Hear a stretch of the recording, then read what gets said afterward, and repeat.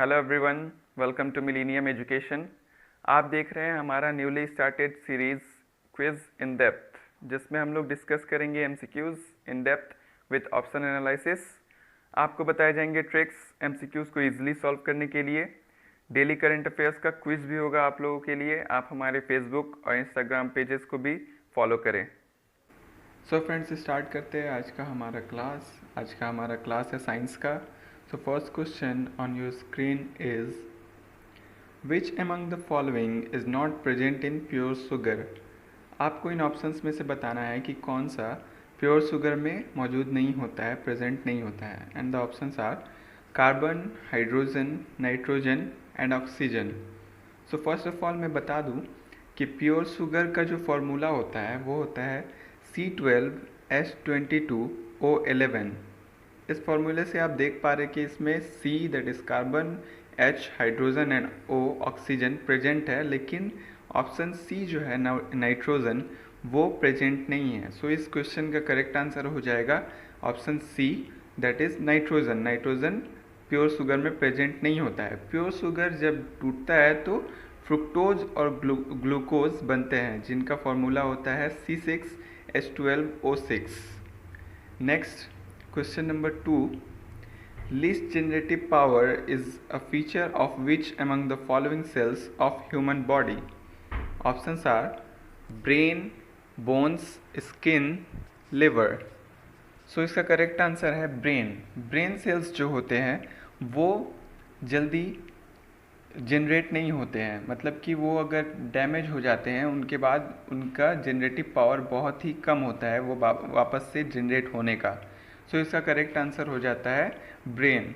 Brain cells has the least generative power among the cells of human body.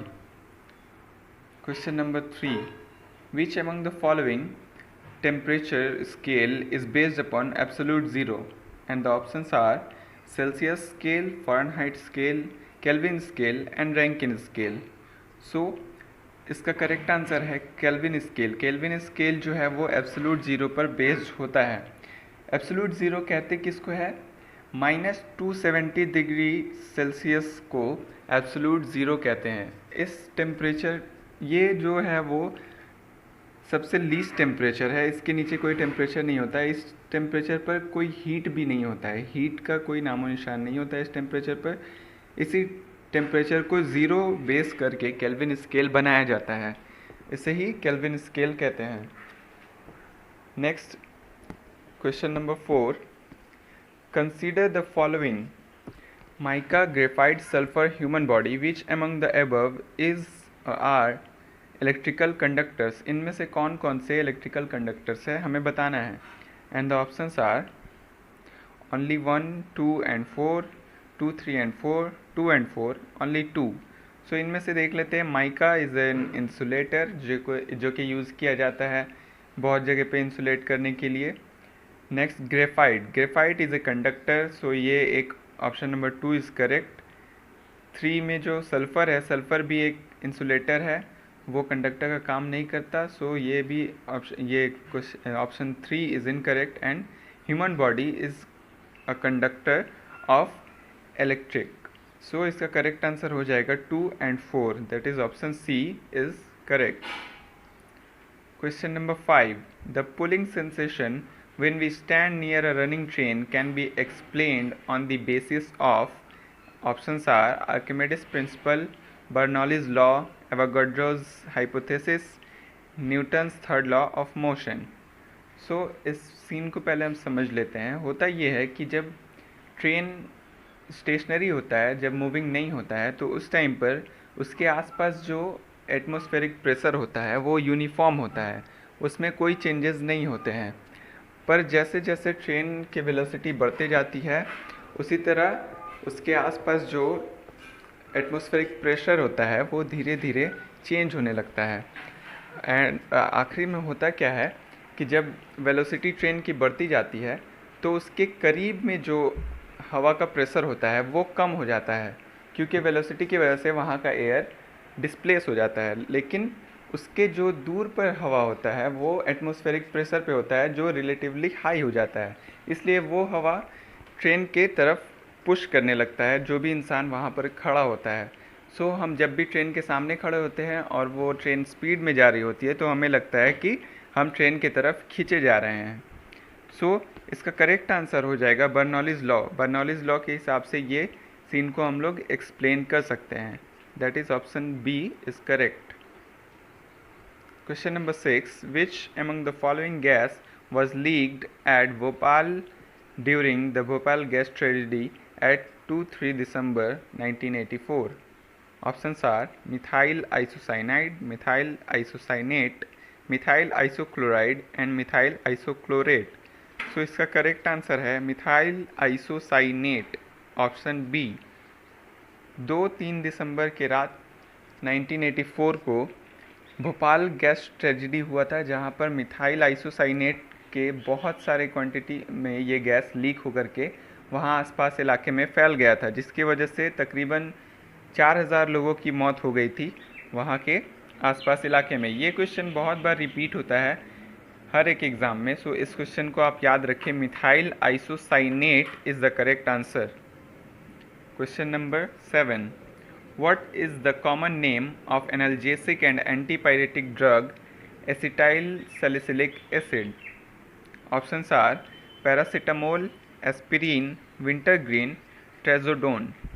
So इसका correct answer हो जाएगा aspirin. Aspirin जो है वो एसिटाइल सैलिसिलिक एसिड है। ये इसे नॉर्मली बहुत सारे एक्स में यूज़ किया जाता है, हार्ट अटैक के टाइम पे भी इसे यूज़ किया जाता है रिलीफ के लिए, और इसका यूज़ बुखार के टाइम पे भी होता है, बुखार रिड्यूस करने के लिए। एस्पिरिन एक कॉमन दवा है, बहुत ही फेमस भी है, आप लोगों में से बहुत से लोगों ने इसका नाम भी सुना होगा। Next question number 8. What are the main constituents of LPG, liquefied petroleum gas? Options are methane, hexane, ethane, methane, butane, propane, ethane, pentane, hexane, ethane, methane, pentane.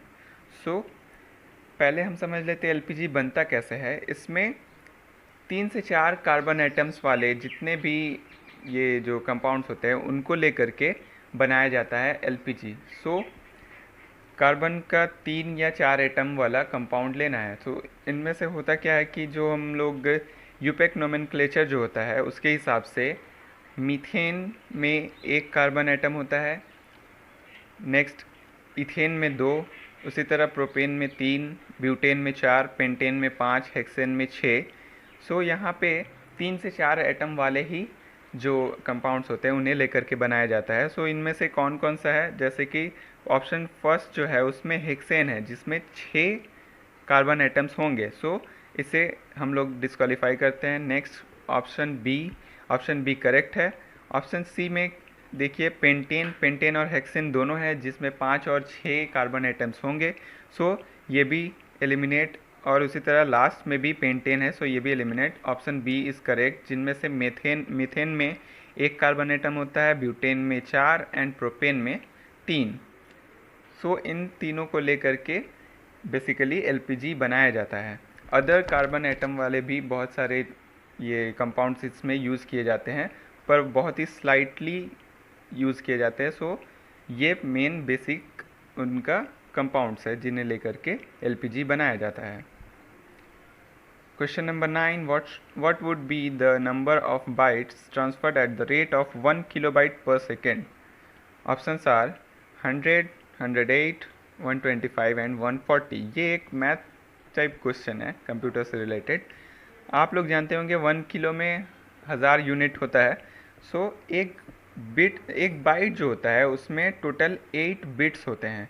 सो जब 1 किलो बिट पर सेकेंड ट्रांसफ़र होगा, सो 1 kilo bit में 1000 bit होंगे, और उसे जब bite में convert करेंगे तो हम 8 से डिवाइड कर देंगे, सो वो 125 हो जाएगा। That is option C is the correct answer. So option C जो है 125 बाइट्स पर सेकेंड ट्रांसफ़र होगा जब 1 किलो बिट पर सेकेंड ट्रांसफ़र हो।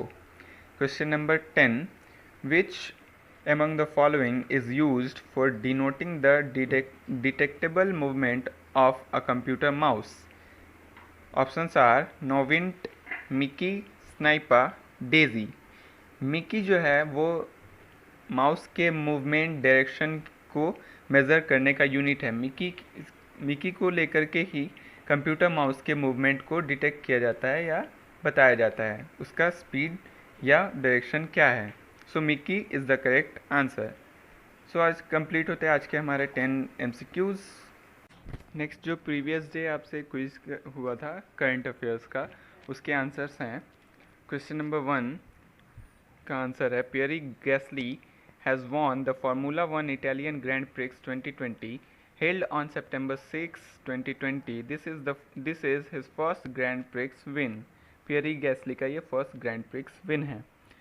Question number 2 The 35th session of the Food and Agriculture Organization Regional Conference for Asia and the Pacific was held in virtual format under the chair of the host country, Bhutan. 3. The IIT Delhi incubated startup Chakra Innovation has launched a special decontamination device called Chakra Decob. The International Day of Clean Air for Blue Skies is observed globally on September 7, 2020. 5th, Jammu and Kashmir Lieutenant Governor Manoj Sinha launched the online portal Smart Performance Appraisal Report Recording Online Window, that is Sparrow, for Jammu and Kashmir Administrative Service Officers. Next, अब previous week के जो current affairs हैं उनका quiz.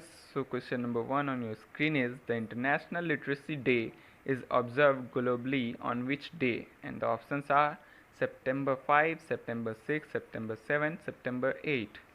Next, the Vodafone Idea Limited has rebranded itself as the new brand name of the company is VI, Void, IVL, IV.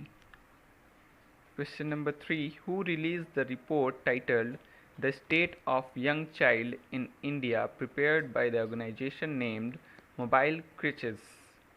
Options are Venkaiah Naidu, Nirmala Sitharaman, Subramaniam Jaishankar, Narendra Modi. Question number 4. Which company partnered with Cyber Peace Foundation to create awareness on cyber safety among students? And the options are Snapchat, WhatsApp, Twitter, Facebook. Question number 5. Name the toll-free mental health rehabilitation helpline which was recently launched by Ministry of Social Justice and Empowerment. Options are Seva, Umeed, Kiran, Surya Kiran. Thank you for watching this video guys.